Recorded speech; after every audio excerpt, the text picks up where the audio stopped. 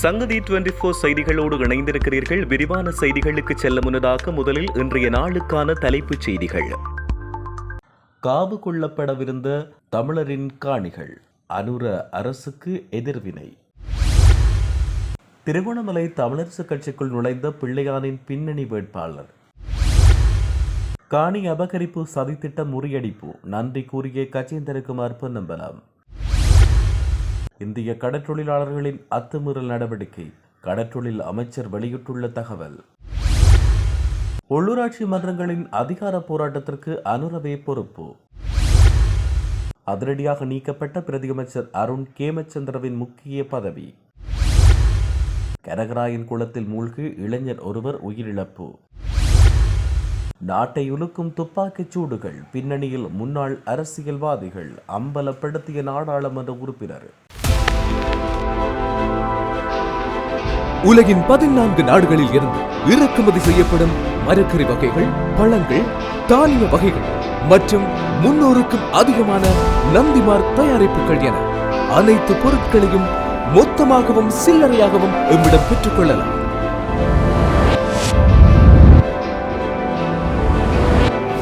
VSCO cash and carry, என்றும் உங்களுடன். தொடர்வன விரிவான செய்திகள்.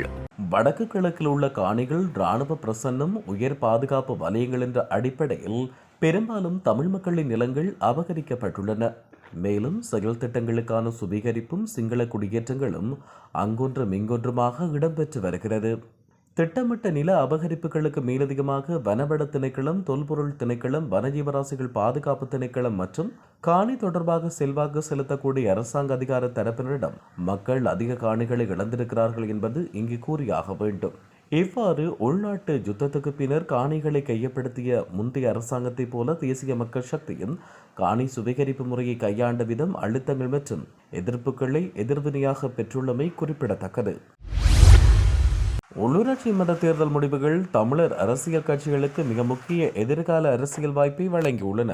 அடுத்து வரும் தேர்தல்களில் மக்களுடைய பிரச்சனைகளை மையப்படுத்தி மக்களின் எதிர்பார்ப்புகளை முன்னிறுத்தி கையாளும் தமிழ் தேசிய அரசியலுக்கு ஒரு முக்கிய வாய்ப்பாக இந்த தேர்தல் முடிவுகள் பார்க்கப்படுகிறது.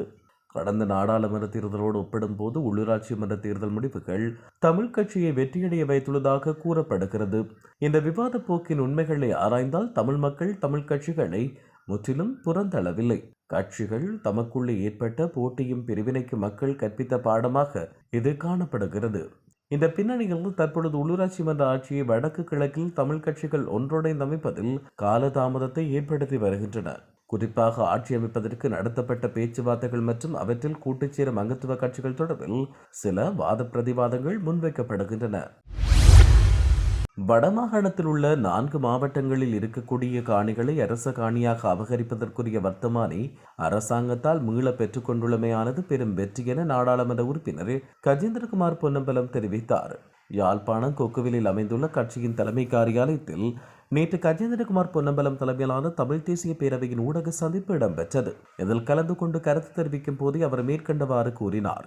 தொடர்ந்து கருத்து வெளியிட்ட அவர் அந்த வகையில் நாடாளுமன்றத்தில் இதனை கொண்டு வந்து பாரிய அழுத்தத்தை ஏற்படுத்த பலர் கடும் நடவடிக்கைகளை மேற்கொண்டனர். அதில் நாடாளுமன்றத்தில் ஒத்திவைப்பு பிரேரணை கொண்டு வந்த போது அதை வழிமொழிந்து அதை ஆதரித்த இலங்கை தமிழரசு கட்சியின் நாடாளுமன்ற குழுக்களின் தலைவர் சிவஞானம் ஸ்ரீதரனுக்கு நன்றியினை தெரிவித்துக் கொள்கிறேன். ஏனைய தமிழரசு கட்சியின் நாடாளுமன்ற உறுப்பினர்களுக்கும் நாடாளுமன்ற உறுப்பினர் வைத்தியர் அர்ஜுனா ராமநாதனுக்கும் நன்றியை கூறிக்கொள்கிறேன். நாங்கள் தமிழ் தேசிய பேரவையாக கொழும்பில் இருக்கக்கூடிய வெளிநாட்டு தூதரகங்களுக்கு சென்று இந்த விடயம் தொடர்பில் வர்த்தமானியை மீளப்பெற வேண்டும் என்று கூறியிருந்தோம். நாடாளுமன்றத்தில் இவற்றை தமிழ் நாடாளுமன்ற உறுப்பினர்கள் இணைந்து இந்த அழுத்தங்களை வழங்காவிட்டால் இதை செய்திருக்க முடியாது என அவர் இதன் போது குறிப்பிட்டார். இந்திய கடற்றொழிலாளர்களின் அத்துமீறல்களை தடுப்பதற்கான நடவடிக்கையை முன்னெடுக்குமாறும் தேவையான உதவிகளை வழங்கவும் கடற்தொழில் அமைச்சர் தயாராக இருப்பதாக அமைச்சர் ராமலிங்கம் சந்திரசேகர் தெரிவித்தார். கிளிநொச்சி மாவட்ட செயலகத்தில் நடைபெற்ற மாவட்ட அபிவிருத்தி தொடர்பான கலந்துரையாடலை தொடர்ந்து ஊடகங்களுக்கு கருத்து வெளியிட்ட போதே அவர் இதனை கூறினார். இந்திய கடற்றொழிலாளர்களின் அத்துமீறல் தொடர்பில் நாடாளுமன்றத்தில் கடற்படை, போலீஸ், இராணுவம் உள்ளிட்டோரின் கருத்துக்கள் பரிமாறப்பட்டது. சட்டவிரோத தொழில் நடவடிக்கையால் நமது சொத்துக்கள் அளிக்கப்படுவதோடு எதிர்கால சந்ததிக்கு அது இல்லாமல் போகிறது. இந்த சட்டவிரோத தொழில் நடவடிக்கையை தடுக்க வேண்டும் என்ற நிலைப்பாட்டில் ஒருவருக்கு மாற்று கருத்து இல்லை. கடற்படை மற்றும் ஏனைய துறை சார்ந்தவர்களோடு விரிவாக பேசியுள்ளோம்.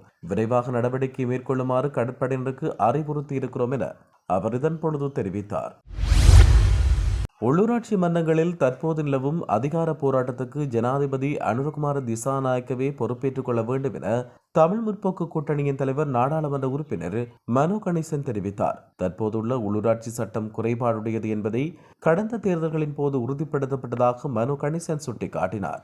அதிக வாக்குகள் பெற்ற கட்சிகள் 50% குறைவான இடங்களை பெற்றுள்ளமை மன்றங்களை அமைக்க அனுமதிக்கப்பட வேண்டும் என்று ஜனாதிபதி கூறுவதாகவும் தற்போதைய சட்டத்தில் அத்தகைய ஏற்பாடு இல்லை என்று மனோ கணேசன் தெரிவித்தார். இலங்கையில் இன்றைய அரசியல் களத்தில் பல விடயங்கள் பேசப்பட்டு வருகின்றன. அவற்றில் முக்கியமான ஒன்றாக மட்டக்களப்பு மாவட்ட அபிவிருத்தி குழு தலைவராக இருந்த பிரதியமைச்சர் அருண் கேமச்சந்திரவின் பதவி பறிக்கப்பட்டமையாகும். அருண் கேமச்சந்திர திருகோணமலை அபிவிருத்தி குழு தலைவராக இருந்தவர். மட்டக்களப்பு மாவட்டத்தில் தேசிய மக்கள் சக்திக்கு ஒரு நாடாளுமன்ற உறுப்பினர் இருந்த போதிலும் அருண் கேமச்சந்திரவுக்கு மட்டக்களப்பு மாவட்ட அபிவிருத்தி குழு தலைவர் பதவி வழங்கப்பட்டது.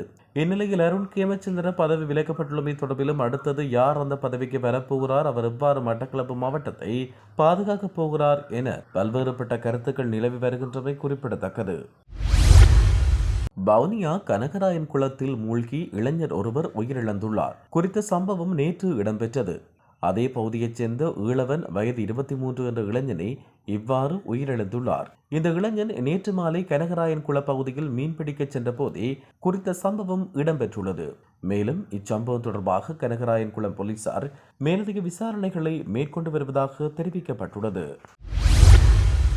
நாட்டில் துப்பாக்கி கலாச்சாரம் உட்பட ஒவ்வொரு குற்றச் செயல்களுக்கு பின்னாலும் ஒவ்வொரு கடந்த கால அரசியல்வாதிகளின் தொடர்புகள் இருப்பதாக நாடாளுமன்ற உறுப்பினர் கந்தசாமி பிரபு தெரிவித்தார். இது தொடர்பில் அவர் மேலும் கருத்து வெளியிடுகையில், நாட்டில் துப்பாக்கி கலாச்சாரம் என்பது பாதாள உலக கோஷ்டிகளில் சம்பந்தப்பட்டவர்களின் நடவடிக்கையாக தொடர்ச்சியாக நடைபெற்று வருகிறது.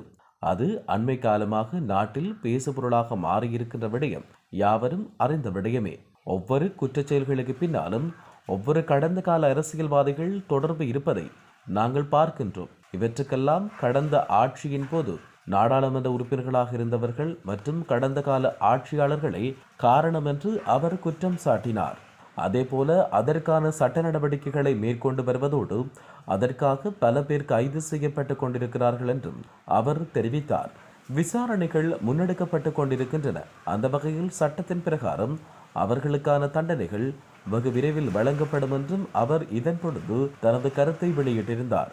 பல கட்சிகள் எம்முடன் இணைந்து ஆட்சி அமைப்பதற்காக முயற்சிகளை மேற்கொண்டு வருகின்றன.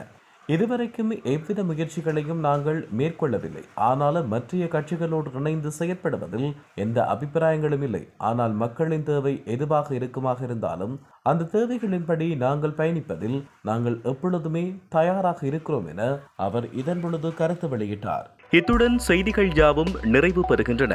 மேலதிக செய்திகளுக்காக சங்கதி 24.com உடன் இணைந்திருங்கள். வணக்கம்.